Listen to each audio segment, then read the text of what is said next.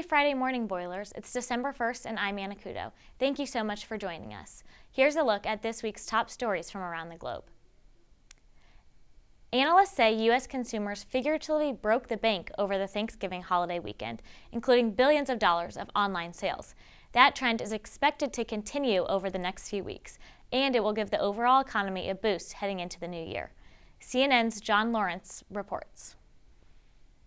Black Friday, Small Business Saturday, and Cyber Monday are in the books, but the holiday shopping season is far from over. We wanted to get some games to play with the kiddos. We got a couple kids at the house, so, keep them occupied. Despite 3 years of high inflation, the occasional threat of an economic shutdown in Washington, D.C., and increased lending costs, U.S. consumers are still opening their wallets in the post-pandemic era. We're now at the stage in the economy where those cost pressures have abated as supply chains have really normalized across most products. Retailers are hoping deals on products will boost sales.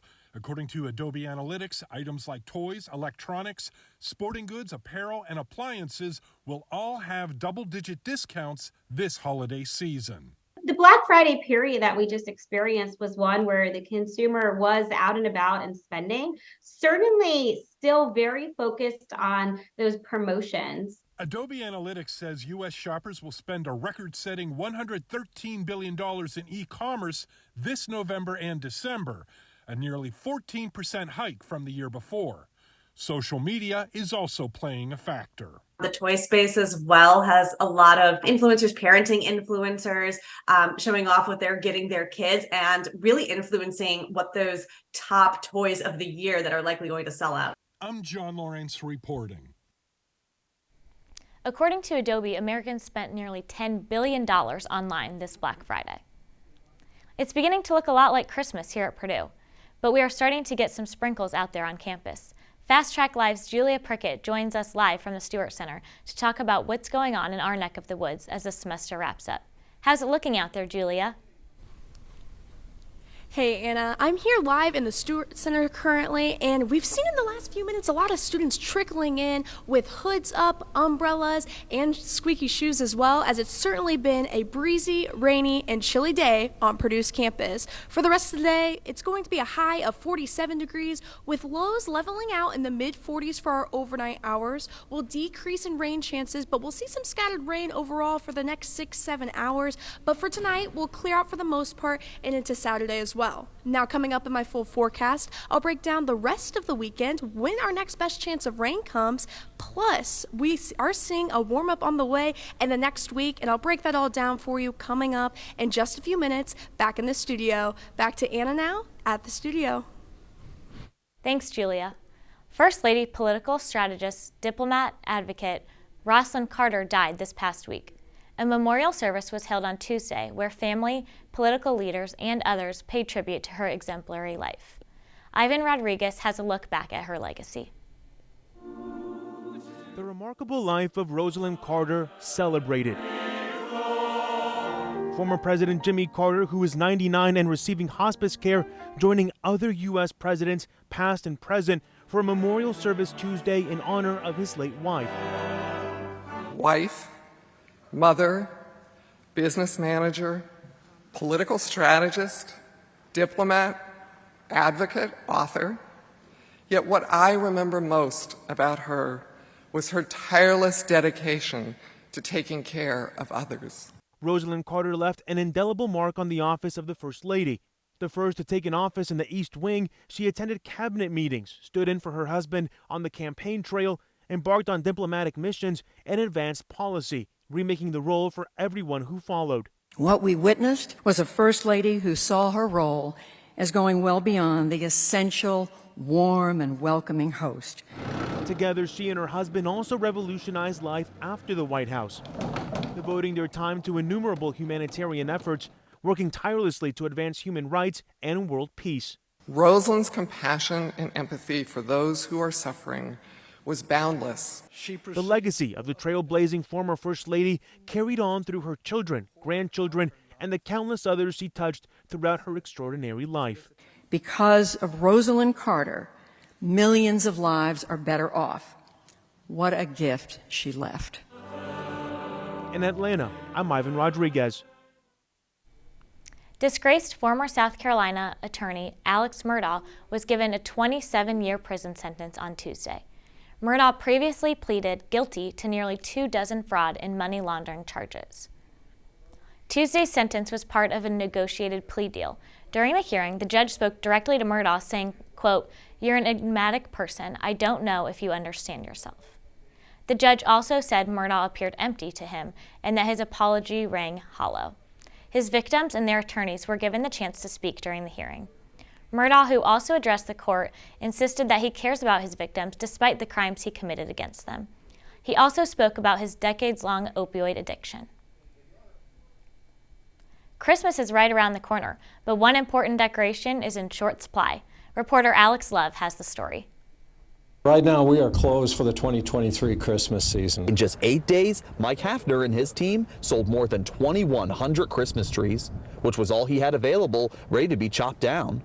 All over the nation, he says farmers are experiencing similar shortages. A lot of the growers did not get a whole lot of growth, especially in those crucial months of May and June when those trees need to be growing and weren't receiving enough moisture. And I also do some business with a grower up in Michigan. He experienced the same thing. This year, Hafner is downsizing his Christmas tree business to pursue a new career, which is another trend he sees creating a shortage as more growers leave the industry. What happened in 2008, a lot of folks got out and they have not gotten back in.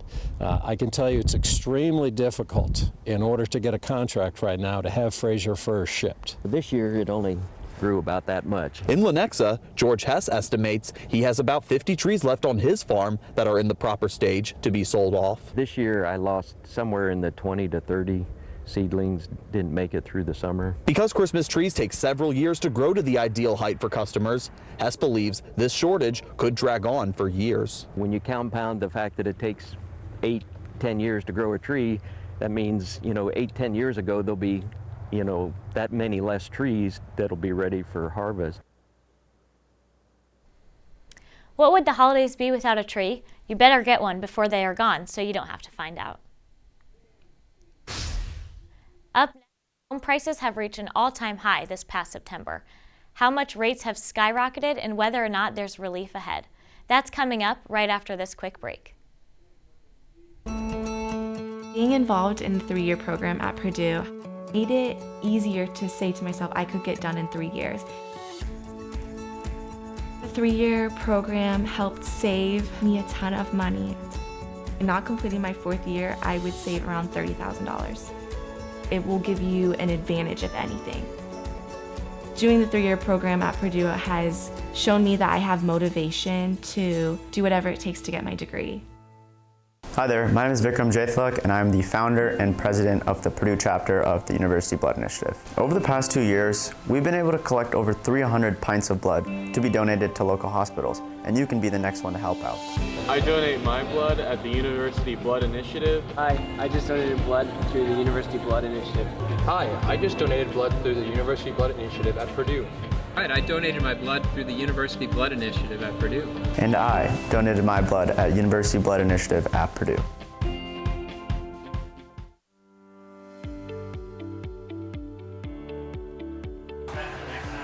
Are you looking for a new hobby?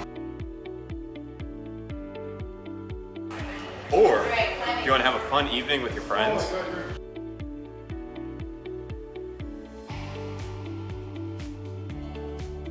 Then come climb to new heights at the Co-Rec Climbing Wall.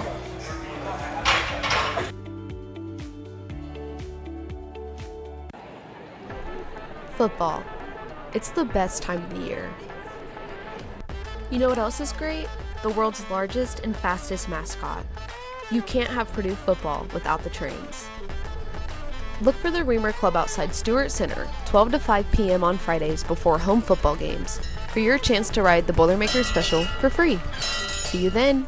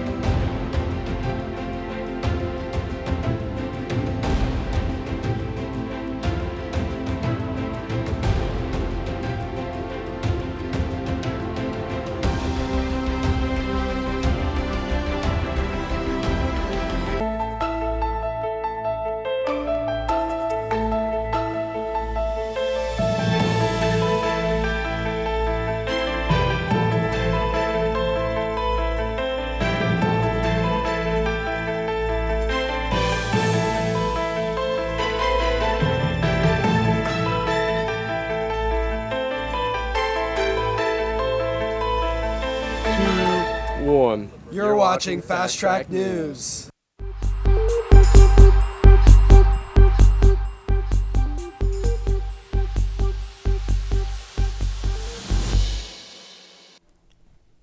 Welcome back. On Purdue's campus, it's certainly a chilly and breezy start overall here in West Lafayette. Today's high for the day, 47 degrees. We'll level out with our lows in the 40s with the winds coming from the east-southeast, anywhere from 8 to 10 miles per hour with gusts in the teens. So chances of participation for today is 100% chances of rain overall, but this will decrease as we go into our hourly forecast. So for today, currently about 44 degrees. By noon, we'll stay pretty consistent in temperatures overall. We'll hit our high of the day about 47 degrees by dinner time, and we'll stay pretty much consistent all day long with our temperatures. Rain will decrease, but expect some scattered rain as you're commuting to classes, maybe off to study for some finals with the upcoming silent week, but overall I definitely recommend bringing an umbrella for your commute. By our overnight hours, we'll level out in the mid 40s for our overnight by 9:45 degrees, and then by midnight tonight we'll be back in those mid 40s coming into Saturday. So for your weekend forecast, again for today, 47 degrees,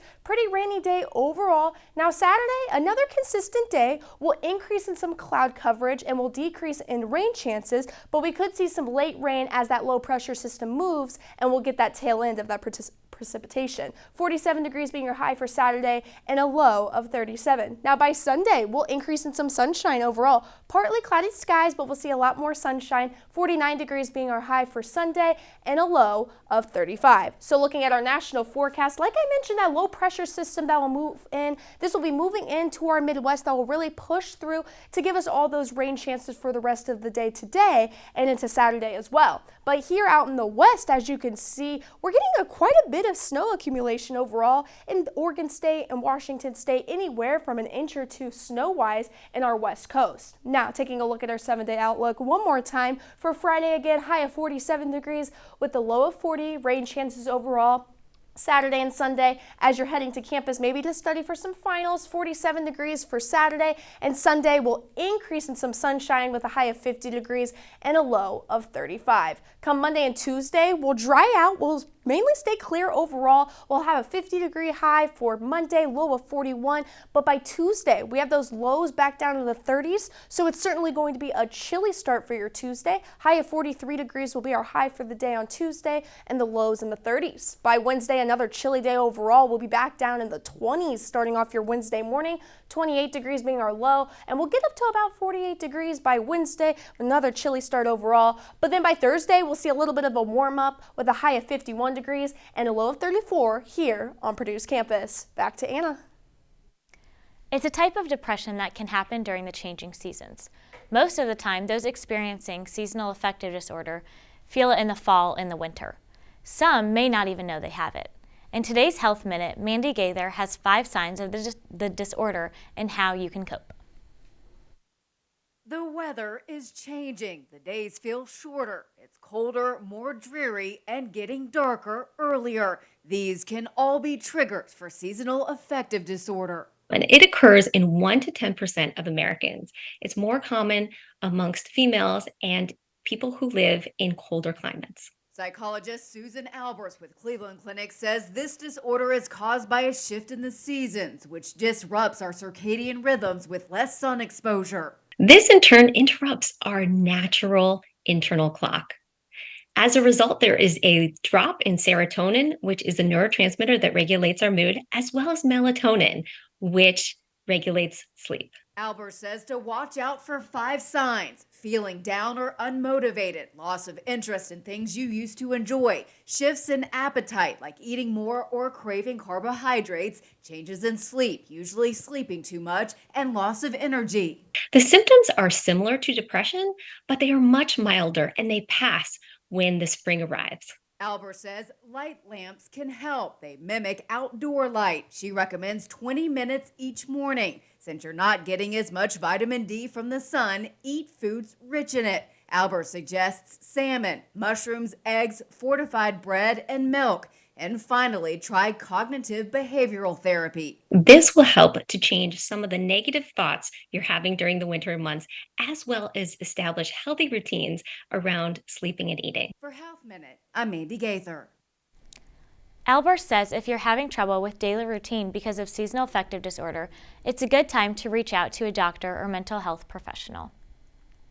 Home prices in the U.S. continued to increase in September, marking the 8th consecutive month on the rise, according to data released Tuesday.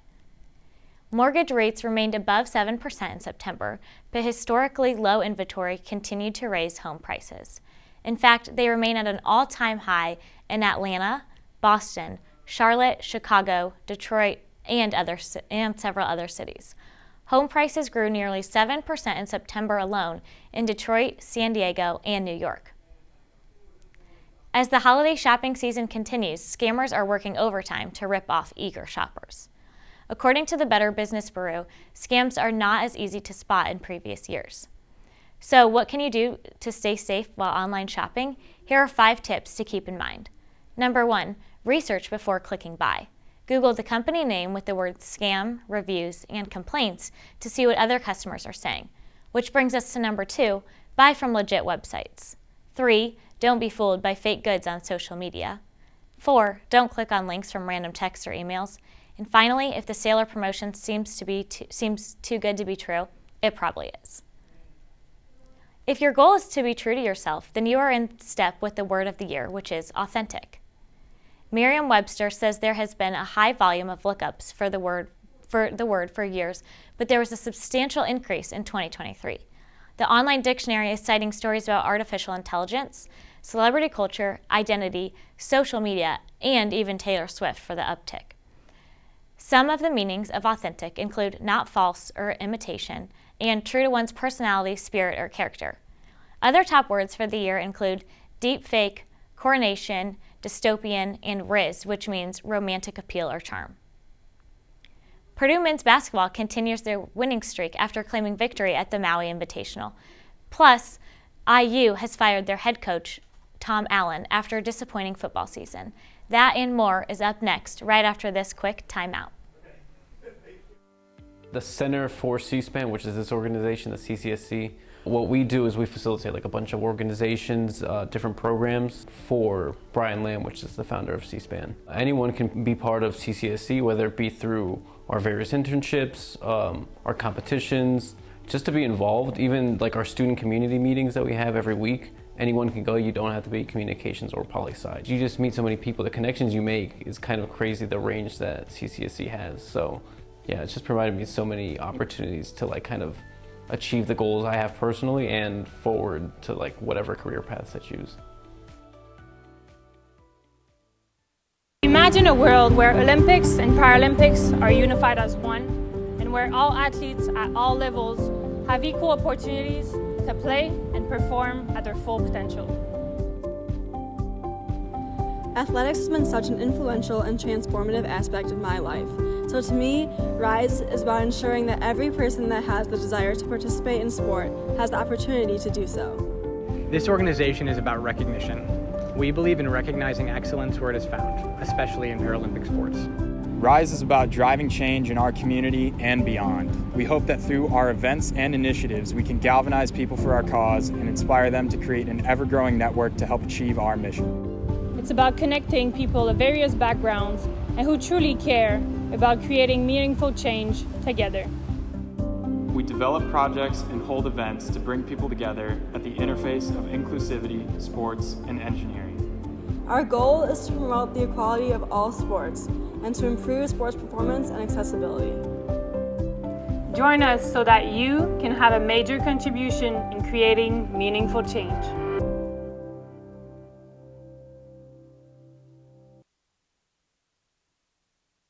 What's going on?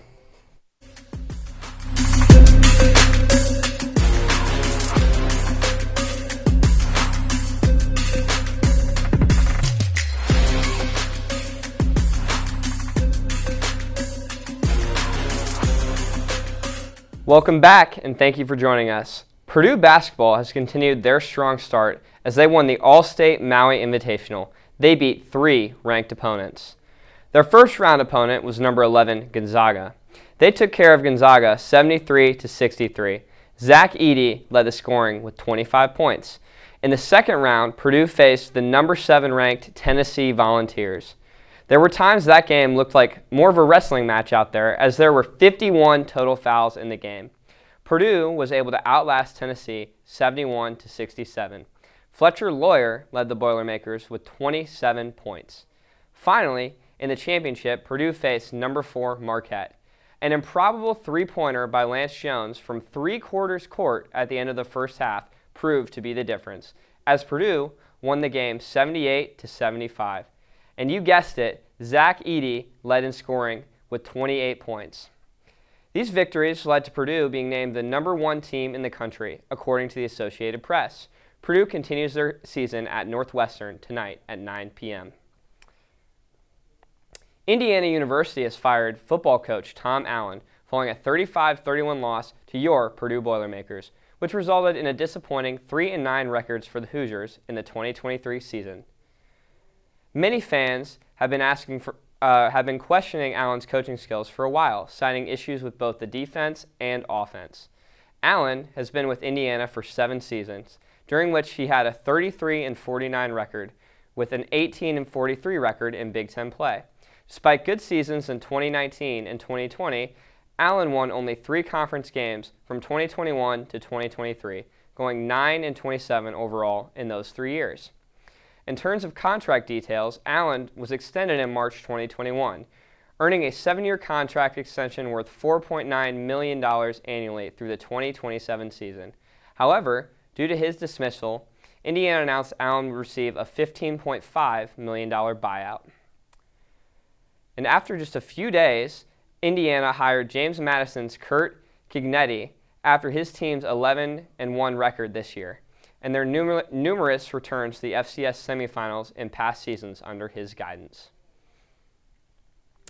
Rivalry week in college football is what many consider to be the biggest week of college football's season.